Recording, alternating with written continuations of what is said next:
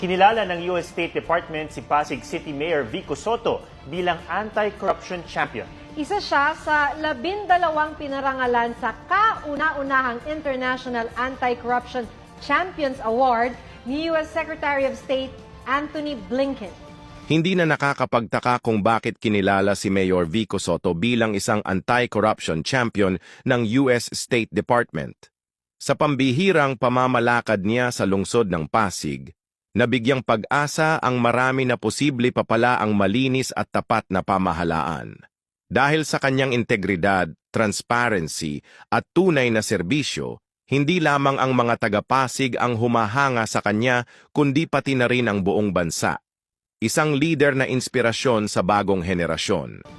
Tinawag ng US State Department ang alkalde na standard bearer para sa bagong henerasyon ng mga politiko sa Pilipinas na nagtataguyod ng transparency at mga hakbang kontra katiwalian mula sa pangangampanya hanggang sa makaupo sa pwesto. Binanggit ng US State Department ang mga nagawa ni Soto para sa Pasig, gaya ng pagpasa ng Freedom of Information Ordinance noong City Councilor pa lamang siya, at ang pagtatatag ng 24/7 Public Information and Complaints Hotline nang maupo siya bilang alkalde. Binawasan din niya ng di bababa sa 10% ang halaga ng lahat ng city government contracts para mapababa ang insidente ng panunuhol. Pero dahil sa pagbuwag ni Mayor Vico sa mga anti-corruption units na ginagamit lang pala sa pansariling interes, marami sa mga dati niyang kakilala ang naging kaaway na niya.